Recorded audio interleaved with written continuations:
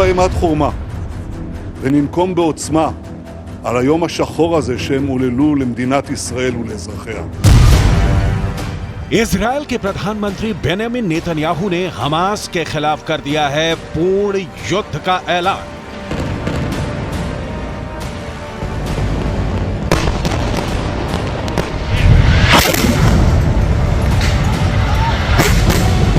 हमला होने के बाद इजरायल के प्रधानमंत्री नेतन्याहू ने 2 बार बयान जारी किए हैं। बेंजामिन नेतन्याहू का पहला बयान शनिवार को हमले के फौरन बाद आया, जब उन्होंने कहा कि इजरायल अब युद्ध में है और इजरायल की आर्मी ने ऑपरेशन आयरन सॉर्ड शुरू कर दिया है। तब बेंजामिन नेतन्याहू ने कहा था कि हमास के आतंकियों से बदला लिया जा रहा है, लेकिन इससे भी ज्यादा चौंकाने वाला बयान बेंजामिन नेतन्याहू ने बाद में दिया है। शनिवार को शाम के वक्त इजरायल के प्रधानमंत्री नेतन्याहू ने राष्ट्र के नाम संबोधन किया और हमास के खिलाफ संपूर्ण युद्ध का ऐलान कर दिया। מה שקרה היום לא נראה בישראל, ואני אדאג שזה לא יקרה יותר. הממשלה כולה מתייצבת מאחורי ההחלטה הזאת. צה"ל יפעיל מיד את כל עוצמתו כדי להשמיד את יכולות חמאס. נכה באימת חורמה וננקום בעוצמה על היום השחור הזה שהם עוללו למדינת ישראל ולאזרחיה. इजरायल के प्रधानमंत्री बेंजामिन नेतन्याहू को राष्ट्र के नाम एक नया संबोधन करने की जरूरत सिर्फ इसलिए पड़ी क्योंकि बेंजामिन नेतन्याहू अब इजरायल की जनता को एक पूर्ण युद्ध के लिए तैयार करना चाहते हैं। इजरायल के प्रधानमंत्री राष्ट्र के नाम अपने संबोधन के दौरान मेज को ठोंकते हुए बहुत गुस्से में नजर आए और उन्होंने ये बिल्कुल साफ कर दिया है कि अब इजरायल मानवाधिकार हनन के लिए जिम्मेदार नहीं होगा, क्योंकि हमला उस पर हुआ है। इजरायल की सेना, इजरायल डिफेंस फोर्स के प्रवक्ता की तरफ से यह भी ऐलान कर दिया गया है कि अब एक बड़ा युद्ध छिड़ चुका है।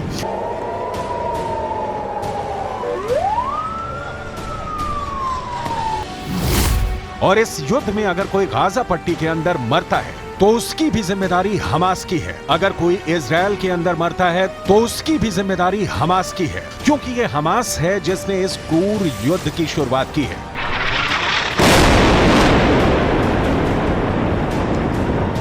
युद्ध के दौरान ही तेल अवीव के खुले अंधेरे आसमान के नीचे इजरायल डिफेंस फोर्स के प्रवक्ता ने एक्स यानी ट्विटर पर एक 11 मिनट का बयान जारी किया, जिसमें इजरायल और हमास के बीच चल रहे युद्ध की पूरी डिटेल दी है। इजरायल की तरफ से कहा गया है कि दक्षिणी इजरायल के इलाकों में हर घर के अंदर सर्च ऑपरेशन किया जा रहा है कि कहीं कोई आतंकवादी छिपा तो नहीं हुआ है। हमास के आतंकियों ने दक्षिणी इजरायल के कई घरों पर कब्जा करके लोगों को कैद कर लिया है। Door to door, house to house, in search of Israeli civilians, executed in cold blood Israeli civilians in their homes, and then continued to drag into Gaza Israeli civilians and military personnel.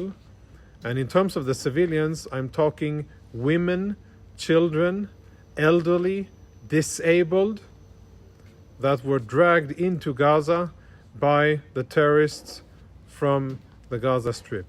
As we're speaking, the situation in Israel is still not fully under control. There's still fighting ongoing in southern Israel. There are still Hamas terrorists inside Israel, and Israeli special forces and IDF troops are fighting, going house to house and making sure that each and every community is clear. और यही बात Israel के प्रधानमंत्री Benjamin Netanyahu ने भी बिल्कुल स्पष्ट चेतावनी जारी करते हुए कही है कि इजरायल का मुकाबला बेहद क्रूर हमास से होने जा रहा है, जिसने बिस्तर पर महिलाओं और बच्चों को मारा है और लड़कियों को कैद किया है। ये कहते हुए बेंजामिन नेतन्याहू ने हमास को बहुत तगड़ी चेतावनी दी है। כה של יום חג, שבת, ורצחו אזרחים תמימים, ילדים וקשישים. החמאס פתח במלחמה אכזרית ומרושעת. אנחנו ננצח במלחמה הזאת, אבל המחיר כבד מנשוא. זהו יום קשה ביותר לכולנו. חמאס רוצה לרצוח את כולנו. זה אויב שרוצח ילדים ואימהות בבתים שלהם, במיטות שלהם. אויב שחוטף קשישים, ילדים, נערות. רוצחים שטובחים ושוחטים באזרחינו, בילדינו, שבסך הכל יצאו לבלות בחג. इजरायल के प्रधानमंत्री बेंजामिन नेतन्याहू ने यह साफ कर दिया है कि अब कई हफ्तों तक इजरायल के लोगों को यह युद्ध झेलना पड़ सकता है। बेंजामिन नेतन्याहू ने अपने नागरिकों को यह समझाने की कोशिश की है कि अब कई हफ्तों तक तकलीफ झेलनी पड़ सकती है, क्योंकि ये पूर्ण युद्ध होगा तो हमला सिर्फ गाजा पर नहीं होगा, बल्कि यह हमला इजरायल को भी झेलना पड़ेगा। और यह शुरू भी हो चुका है, क्योंकि इजरायल के अस्पताल पर हमला हुआ है। Now had a direct hit from a missile in the hospital. We are just now trying to evaluate the damages that are being caused to the hospital. This has been a very, very difficult day and an even more difficult night. दरअसल Israel ने भी फिलिस्तीन के अंदर उन अस्पतालों पर हमला किया था जहां उसे ये जानकारी मिली कि झड़प में घायल हुए हमास के आतंकियों को भर्ती किया गया है। इजरायल के अखबारों ने दावा किया था कि हमास के उन घायल लड़ाकों को भी मार दिया गया है जो झड़प में घायल होने के बाद इलाज करवा रहे थे। इजरायल के इसी हमले के बाद में फिलिस्तीन और हमास के आतंकियों ने भी इजरायल के अस्पताल पर हमला किया, जिसकी तस्वीरें अब सामने आ रही हैं।